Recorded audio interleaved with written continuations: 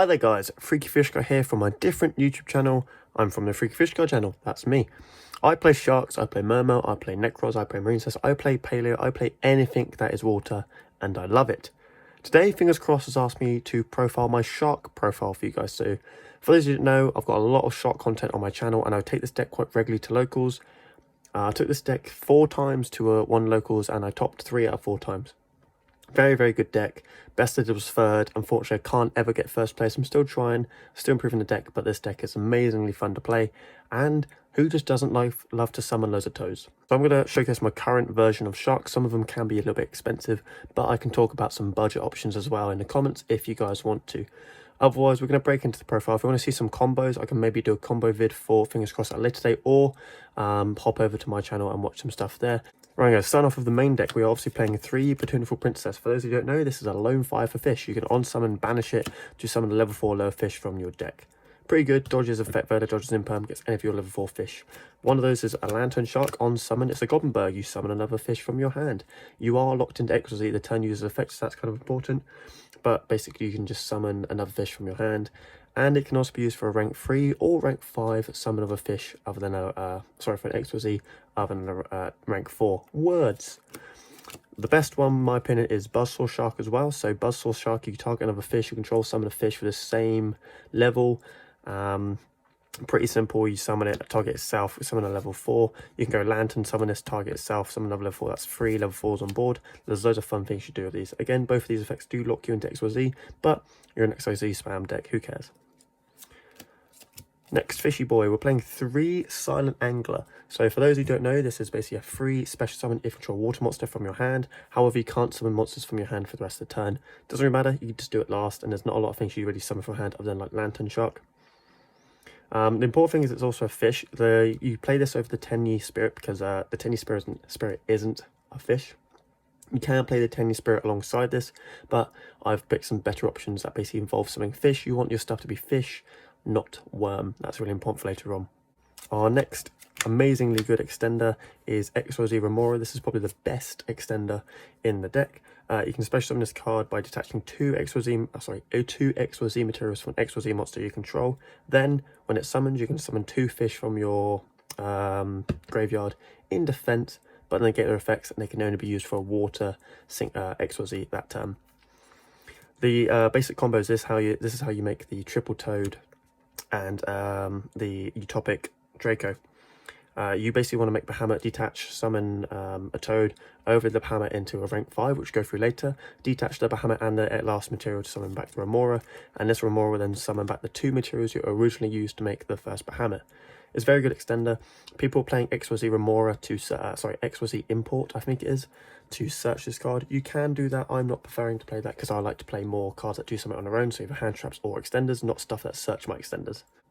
To summarise my point there, I basically think that it is better to play cards that do something on their own, either extender or a hand trap or an interruption, than cards that search your hand traps or interruptions, especially if it's something as simple as just getting a Remora. So yeah, I play Remora, not the XYZ Import, to search it. 1 7-colored fish, because you have to play a normal monster in your fish deck. It's the law. It's the law. Myself, I play 7-colored fish. Brandon, big shout out to him. He plays WoW Warrior. Robbie from locals plays Great White, as in the shark. You can do anything as long as it's a level 4 normal fish. That's fine. I like 7-colored because it's the biggest. Hand traps. 3 ash, 3 droll. This is your opportunity to choose. You can play anything you want here. You can play Nibiru, you can play Lancia, you can play Bell, you can play 3 droplets instead of all of these. It's up to you. You can play whatever tech hand trap you want of the format. We're also playing another hand trap later on, but it doesn't go here. You can probably guess why. But yeah, these are my hand traps for this format of my choice. Spells, 1 instant fusion and 3 of instant fusion's bigger brother. You're basically playing 4 instant fusion with this because you summon the rare fish. This is great. This is an extender. If you don't have these, that's not a problem. You can just play the Tenyi Spirit. The only difference is this summons a fish. The Tenyi Spirit is not a fish. That is important for later on. The reason I play instant fusion and 3 of these is because I just want to draw them. I don't care if I see 2 of these in my opening hand because I'm playing 2 targets. This is a rank 4 on its own without a normal summon. The life point cost is obviously 1,000 points, so late game or in time it can be a little bit awkward. We don't really have a way of burning our opponent, but first game especially, slap down this card, make a board, insane. 3 unexpected die. This is the thing that gets you your normal monster from the deck. A lot of people aren't playing this. I love it because it's just turboing out rank 4s. This is what I call a combo version of Shark. You can play a lot of trap cards as well, and maybe like one toad and a few traps. I prefer to make triple toad every turn I can because it's just scary, and also it's how you actually attack for game. If you're not attacking for game, you're just relying on traps, you're never actually going to OTK the opponent. But yeah, unexpected die is really a good card because it summons a fish from deck. 3 Pot of Desires. This is the only draw power. If you draw me, this is the only time I care about it. Yeah, it helps you draw into more fish, and it helps you draw into more hand traps. There's nothing wrong with this card. Play at 3, don't play at 2. 1 Call by the Grave, because I have a flex spot. 1 Double or Nothing, because sometimes we just go for the easy OTKs. And then our trap cards, 3 Solemn Strike, and 3 Imperm. This is the other hand traps. So we're playing 9 hand traps, 3 Imperm, 3 Troll, 3 Ash. Like again, you can swap those out if you need to. Some people playing Gamma, because you've got like Tuneful Princess, Banish for cost, and they Ash you, you can go Gamma to keep your deck going, and you can make a Mega before you locked in deck Z's. Sometimes that works. I'm not a fan of Gamma myself, because obviously, you know, like normal summon Buzzsaw F, they like Ash you, then your Gamma's sat in your hand doing nothing. So I'm not a fan of Gamma, but some people are. So yeah, the reason I'm playing Strike as well is because you make like triple Toad, make your Draco, and then you set 2 Strike. 3 Toad is 3 negates, plus Draco is 4 negates, plus Strike. 2 Strike is 6 negates. Not a lot of people expect it. You can like Dark Ruler no more you, which is a downside of the combo version of Fish. But if you have like a Strike Imperm set, you can still claw back that game, which has happened to me in a few of my feature matches. I have been saved by a Strike and an Imperm, so I always love to play a few little backup traps in my combo version. To the extra deck now, we're playing 3 Bahamut Shark, 3 Secret. Finally got my 3 Secret rares. For a long time I was playing with 2 and 1 gold rare, it was horrible.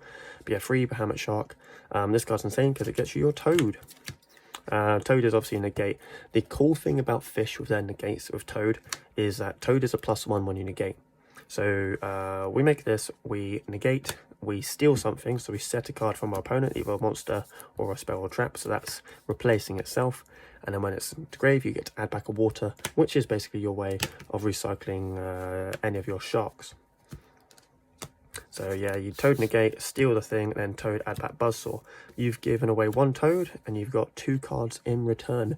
One of them can be another Toad in the next turn, or a rank 4, or Utopia double, etc, etc. That's how we win our games. We basically want to like Toad our opponent to go plus in a weird way.